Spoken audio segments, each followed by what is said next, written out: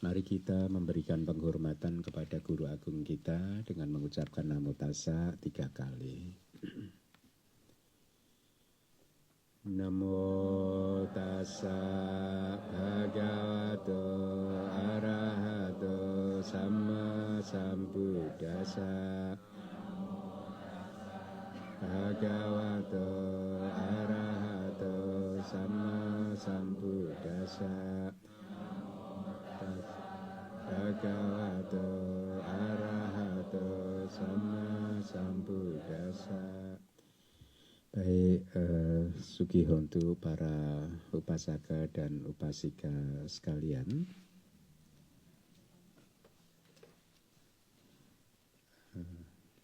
Bentar, agak tertutup.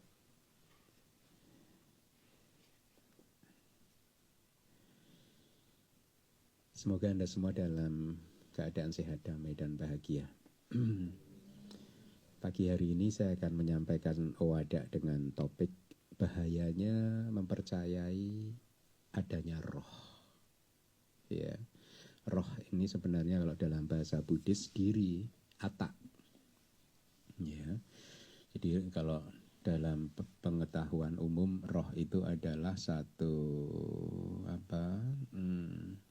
ya arwah ya. Kalau seseorang meninggal dunia, rohnya bergentayangan, arwahnya bergentayangan, seolah-olah masih memiliki identitas yang sama. Misalkan si A meninggal dunia ya, kemudian dikatakan roh atau arwahnya bergentayangan, oh si A sedang bergentayangan di alam ini, di alam itu, dan lain sebagainya. Jadi ada satu identitas yang tidak berubah ya.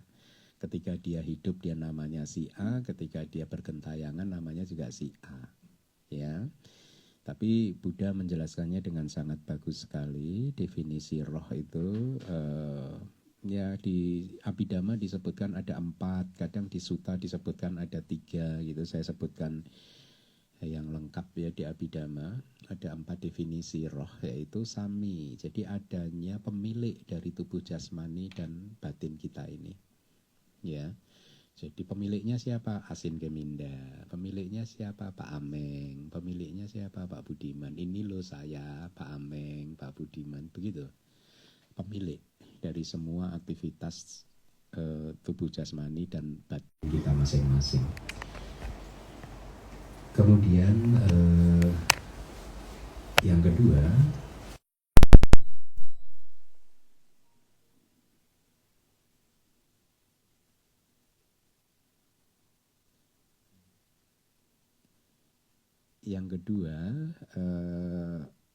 Wedaka. Wedaka itu ada identitas yang merasakan semua pengalaman kehidupan. Oh ini loh saya sedang sedih, saya sedang makan, saya sedang bahagia, senang dan lain sebagainya. Saya sedang sakit dan lain sebagainya. Ya. Yang ketiga karaka, ada pelaku. Saya sedang memberikan dhamma, saya sedang makan, saya sedang minum dan lain sebagainya. Terus yang terakhir niwasi. Niwasi itu ada wujud solid yang tidak berubah, yang tinggal di dalam diri kita ini ya. Nah itu definisi roh yang diberikan di dalam Abhidhamma ya. Tapi kan sebagian besar dari Anda adalah pelajar Abhidhamma udah tahu sekarang bahwa sebenarnya nggak ada roh, tapi yang ada adalah cita, cetasika, dan rupa ya, yang masing-masing muncul lenyap melakukan fungsinya gitu. Nah itu definisinya. Lalu konteks dengan Owada pagi hari ini adalah seperti ini. Sejak awal samsara kita semua sudah mengembara ya, berpindah-pindah dari satu alam ke alam yang lain. Dan selama belum menghancurkan kotoran-kotoran batin, maka setelah ini pun kita masih harus terlahir kembali. Dari berbagai diskursus yang disampaikan oleh Buddha, kita bisa mengerti bahwa sejak kita mengembara di sepanjang samsara ini, ada banyak pandangan atau faham-faham yang jahat yang sudah tertanam di rangkaian batin atau kesadaran kita, cita kita. Paham yang jahat itu adalah paham yang mempercayai kekekalan. Itu paham yang jahat. Kenapa disebut jahat? Karena ini hanya akan membawa kependeritaan bagi mereka yang menganutnya gitu. Itu definisinya, ya. Paham yang jahat yang lain adalah yang meyakini bahwa kita bisa mencapai kebahagiaan dengan merugikan makhluk lain. Misalkan yang terjadi di zaman Buddha, ada aja penganut-penganut paham tersebut yang menyembelih binatang, mengorbankan binatang untuk dipersembahkan kepada dewa-dewa dengan berpikir bahwa hanya dengan demikian mereka akan mencapai kebahagiaan. Ya. Paham jahat yang lain adalah paham yang mengajarkan kepada kita misalnya ini. Kita harus membentuk satu komunitas Buddhis yang solid, yang kompak. Jadi kalau nanti ada orang luar non-Buddhis menghina kita, kita harus membela diri, marah dan lain sebagainya. Itu pun termasuk paham yang jahat. Ya, karena hanya akan menghasilkan penderitaan gitu. Atau paham-paham yang jahat yang mengatakan bahwa kita harus membela agama Buddha, membela ajaran Buddha, membela ini, jadi kalau ada yang mengganggu kita harus hancurkan mereka, itu paham yang jahat. Ya.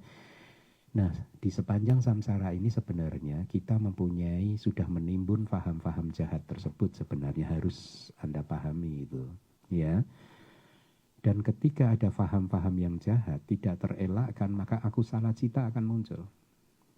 Makanya sampai hari ini banyak makhluk yang belum terbebas dari aku salah cita kan. Karena adanya paham-paham jahat tadi. Dan ketika aku salah cita yang sudah Anda pelajari ya, mungkin yang nggak paham Abhidhamma, aku salah cita itu adalah kesadaran yang tidak baik, yang berakar pada loba, keserakahan, dosa, kebencian atau moha, delusi.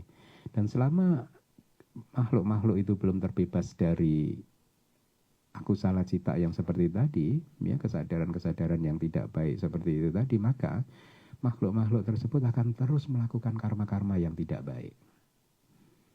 Ya. Nah, kadang mungkin bagi mereka ada kan di zaman Buddha dulu faham-faham atau aliran-aliran spiritual yang mengajarkan ajarannya secara tidak lengkap dengan mengatakan bahwa kebahagiaan hanya akan bisa dicapai ketika kalian masuk surga, masuk ke alam Brahma. Ini zaman Buddha dulu begitu, ya. Kenapa dikatakan tidak lengkap? Karena mereka tidak bisa melihat di alam surga juga masih ada penderitaan. Saya beri ilustrasi. Di masa lalu, kita semua itu sudah pernah lahir di alam surga, alam Brahma, alam arupa Brahma di masa lalu. Tapi sekarang kita harus lahir di alam manusia. Dan yang membahayakan lagi, selama masih punya faham-faham yang jahat, ya, kemudian damak-damak yang jahat, yaitu aku salah cita tadi, ya, nanti kalau Anda udah belajar bab 2 akan lebih detail lagi. Yang aku salah cita akan diurai berdasarkan aku salah cetasika, faktor mental yang tidak baik. Tapi itu nanti bab kedua gitu. Yang membahayakan selama masih punya itu semua dan melakukan karma-karma buruk, pintu apaya masih terbuka. Itu yang berbahaya. Jadi menurut ajaran Buddha, di masa lalu mungkin salah satu di antara kita pernah menjadi Mahabrahma, bisa jadi. Mahabrahma itu kalau di zaman Buddha itu dianggap sebagai pencipta, Mahabrahma, ya. Tetapi saat ini di antara kita yang pernah jadi Mahabrahma udah lahir jadi manusia, turun lagi. Mahabrahma itu adalah makhluk yang berdiam atau tinggal di bumi rupa jana pertama. Ya, jadi karena efek dari pencapaian jana pertamanya, dia Anda menjadi Mahabrahma gitu. Tapi sekarang Anda jadi manusia lagi, turun lagi, naik, turun lagi gitu. Masih untung lahir jadi manusia. Tapi harus diingat selama Anda masih putu jana, maka 4 apaya terbuka loh. Pintu 4 apaya yaitu neraka, hantu, setan, lahir jadi setan ya, terus binatang, itu masih terbuka. Ya. Nah, jadi ini bahayanya. Bahkan seorang Mahabrahma ya, kan Mahabrahma itu kenapa disebut pencipta? Karena dia sendiri declare. Di Sutta itu ada di zaman Buddha, itu Buddha menyatakan ada Mahabrahma yang mengaku seperti ini, akulah sang pencipta, ya, akulah yang maha melihat, akulah yang maha mengetahui, akulah yang maha kuasa, akulah, ini kata-kata Buddha, akulah ayah dari semua kalian itu, gitu. Jadi ada di sutanya itu seperti itu. Si Mahabrahma ini mendeklar seperti itu sehingga ketika dia turun ke alam-alam bawah dia selalu ngomong begitu. Ya, akulah inilah, akulah ini, akulah itu, begitu. Nah, banyak Brahma yang percaya bahwa dia benar-benar sesuai dengan apa yang dinyatakan oleh dia gitu. Bayangkan Brahma aja banyak yang percaya, apalagi manusia. Banyak yang percaya gitu, ya. Tapi kan Buddha menguraikan bahwa mereka ini Mahabrahma ini mendeklar seperti itu karena dia tidak berhasil menembus nama dan rupanya. Ini adalah anicca, dukkha dan anatta gitu. Dan dia merasa tertipu oleh persepsinya sendiri karena dia hidup di sana kan selama 1 mahakalpa. 1 mahakalpa itu adalah kira-kira itu awal terbentuknya bumi sampai hancur, itu 1 mahakalpa. Makanya si Mahabrahma mengatakan ketika bumi nanti hancur, kalian ini. Itu pandangan salahnya Mahabrahma.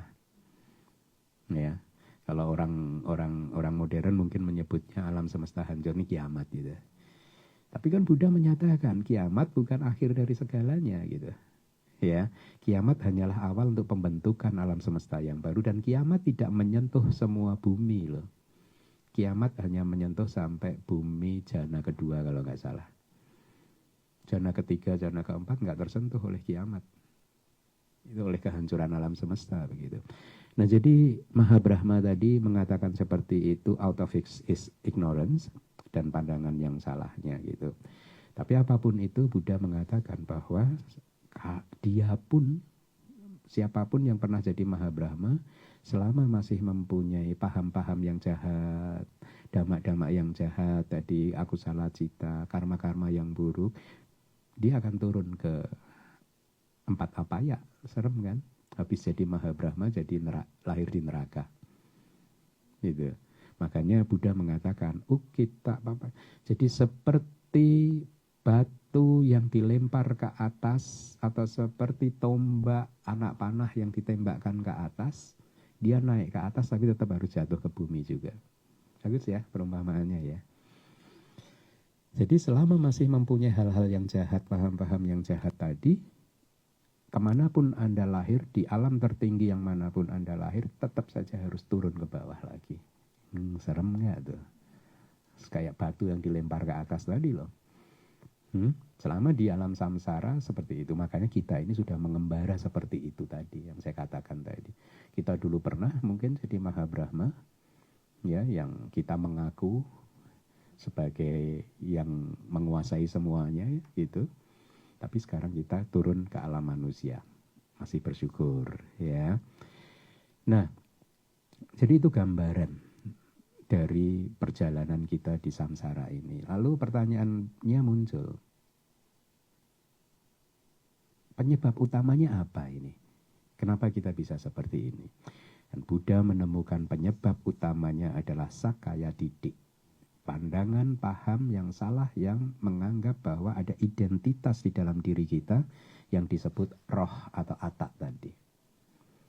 Jadi selama kita masih menganggap ada saya, seperti Mahabrahma tadi, saya adalah ini, saya adalah ini, saya adalah itu, kan gitu tadi kan.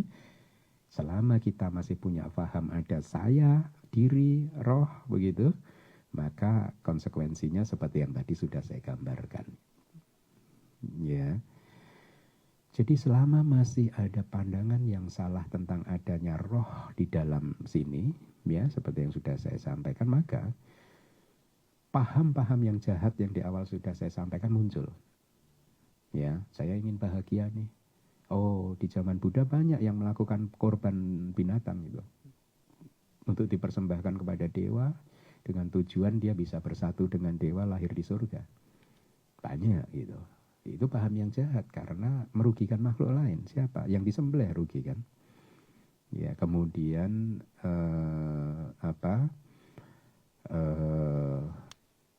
aku salah cita, kesadaran-kesadaran yang tidak baik akan muncul begitu.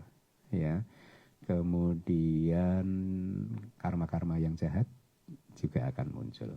Jadi itulah risikonya kalau kita masih menggenggam erat paham tentang adanya diri atau atta atau roh menurut ajaran Buddha. Begitu. Nah, tadi dikatakan bahkan Mahabrahma pun masih seperti itu, artinya Mahabrahma juga masih mempunyai sakaya didik, pandangan yang salah tentang adanya diri, atta atau roh. Itu ya. Itulah mengapa dia declare seperti itu dan tidak bisa mengenali bahwa kehidupannya adalah kehidupan yang anicca gitu. Efek dari pernyataan-pernyataan Mahabrahma tadi, maka timbul satu ajaran yang sudah saya sampaikan, salah satu dari 3 pandangan yang salah, yaitu Isara Nimana Wada, yaitu ajaran yang mengajarkan bahwa segala sesuatu ini diciptakan oleh Isara. Isara itu yaitu tadi, kayak Mahabrahmanya tadi, ya, dia yang menciptakan semuanya, begitu, ya. Nah, sekarang Anda tahu bahkan Isara Mahabrahma itu pun juga memiliki pandangan yang salah, yaitu tentang adanya diri.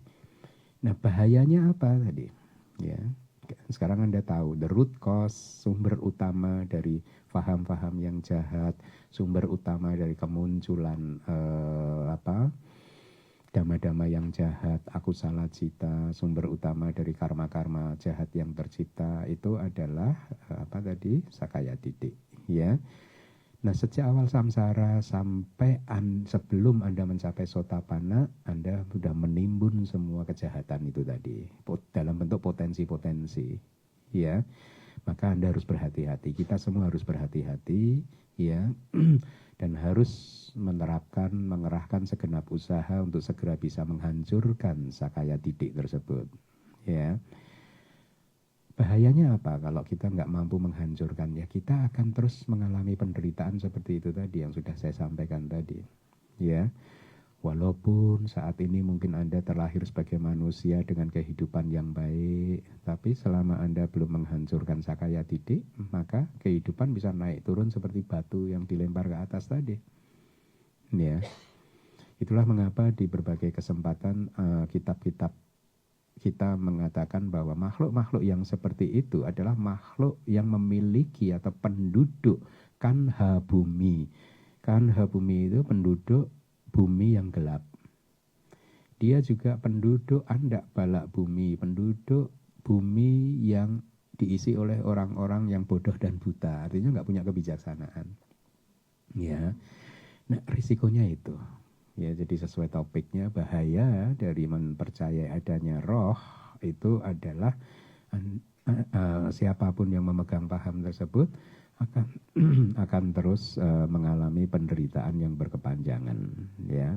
Kita tidak punya cukup waktu untuk menguraikan penderitaannya itu apa saja, tapi gambarannya ya seperti yang sudah saya sampaikan. Anda akan naik turun begitu itu, ya. Kadang kalau kita merenung seperti ini ya, saat ini kita sebagai manusia, kehidupan kita baik-baik saja gitu. Tapi ketika kita sadar kehidupan ke depan nggak pasti gitu, kadang serem juga kan? Ya nggak? Tapi bagus kalau Anda merenung begitu, paling tidak Anda akan bisa menghancurkan kesombongan Anda tentang pencapaian-pencapaian saat ini gitu. Anda akan menjadi lebih rendah hati gitu. Bahwa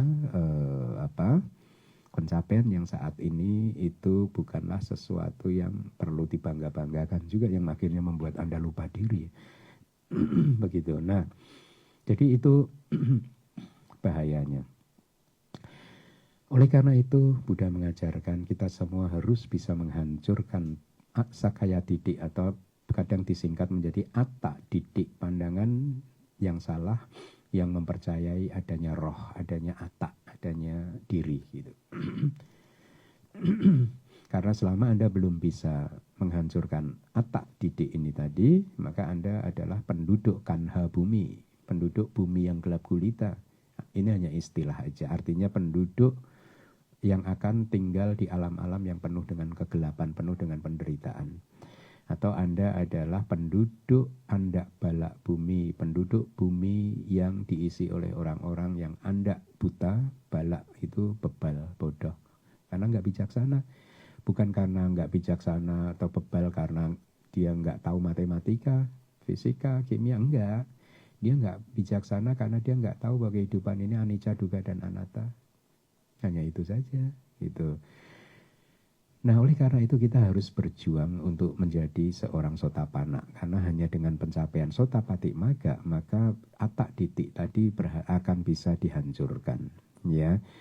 Dan ketika atak didik ini dihancurkan, pandangan yang salah tentang adanya roh ini berhasil Anda hancurkan, maka semua timbunan-timbunan karma yang jahat, paham-paham yang jahat yang sudah Anda laksanakan, kemudian karma-karma buruk yang sudah Anda kerjakan ya di masa lalu yang berpotensi membuat Anda terlahir di 4 apaya, neraka, alam hantu, alam asura, setan, jin, alam binatang itu hancur. Itulah mengapa seorang sotapanna sudah tidak bisa lagi terlahir di 4 alam apaya. Itulah mengapa dikatakan bagi seorang sotapanna pintu apaya tertutup. Dan seorang sotapanna, kalau Anda sudah menjadi sotapanna, ketika Anda lahir di alam manusia dan alam surga, indriawi, maka tidak ada kelahiran yang ke-8. Artinya maksimal kelahiran Anda hanya 7 kali maksimal. Tapi ada juga sotapanna yang karena aspirasinya dia lahir lebih dari 7 kali, 8 kali. Misalkan Raja Saka. Misalkan Wisaka. Tahu nggak Wisaka itu upasika yang paling murah hati di zaman Buddha. Karena mereka beraspirasi masih ingin menikmati kebahagiaan di dalam samsara. Maka dia itu menjadi udanggami pugala, individu-individu yang bergerak menuju ke atas. Jadi dia setelah lahir di alam surga lingkup indriawi, langsung dia nanti lahir di alam Brahma materi halus jana 1. Brahma materi halus jana 1 dan rupa dan arupa wacara, atau Brahma materi halus dan Brahma non materi itu kan total ada 20 alam nih. Dia akan bergerak satu-satu nih. Dari alam yang Brahma yang paling bawah, kemudian meninggal, dia bisa ratusan kali di kelahiran ini, kemudian nanti naik lagi ke Brahma yang di atasnya, naik lagi sampai ke puncak, ke alam yang ke-31. Ya, dan di puncak sana mereka berdua ini nanti akan jadi arahat, karena kekuatan aspirasi dia saja. Salah nggak? Nggak salah, karena dia udah aman, udah sotapanna. Tapi kalau yang bukan sotapanna, percuma bikin aspirasi begitu. Percuma ya, karena nggak bisa, batu tetap harus turun ke bawah kan, dilempar setinggi-tinggi apapun. Nah udang gami pugala tadi, yang individu yang naik ke atas itu, batunya udah nggak turun ke bawah. Beda, nggak apa-apa gitu. Tapi kalau Anda putujana, hati-hati. Oh gitu ya, Bante bisa ke atas ya, enak ya ke atas. Iya, kalau tetap harus turun loh. Nah, ketika Anda menjadi sotapanna, maka Anda menjadi pewaris kebijaksanaan para Arya. Silsilah Anda berubah. Saat ini mereka yang putujana dikatakan silsilahnya adalah silsilah putujana. Anda berasal dari garis keturunan, siapapun yang putujana ya, berasal dari garis keturunan putujana. Tapi begitu Anda mencapai sotapati magga, Anda sudah berubah silsilah menjadi Arya. Silsilahnya orang-orang yang mulia. Berkaitan dengan istilah Arya, diterjemahkan sebagai orang suci nggak salah, tapi makna yang benar Arya itu adalah makhluk yang mulia. Karena di zaman Buddha dulu makhluk itu dianggap mulia, itu kalau bangsawan dan lain sebagainya. Arya itu bangsawan. Kaum Arya itu kaum bangsawan, kaum yang mulia gitu. Walaupun definisi dari kitab komentar disebutkan individu Arya itu adalah individu yang sudah bersih dari kilesa, makanya disebut orang suci. Suci itu kan bersih, nggak salah. Tapi lebih baik menyebutnya individu yang mulia gitu. Ya. Nah, jadi itu bahayanya gitu ya. Oleh karena itu berjuanglah untuk menjadi seorang Sotapanna supaya batu yang dilempar ke atas nggak turun ke bawah. Ya. Ya, ini yang bisa saya sampaikan. Mudah-mudahan Owada ini bermanfaat dan mudah-mudahan selama setengah jam ini kebajikan yang Anda timbun dari mendengarkan Owada ini salah satunya bisa menjadi kondisi pendukung yang kuat untuk membuat Anda menjadi seorang Sotapanna.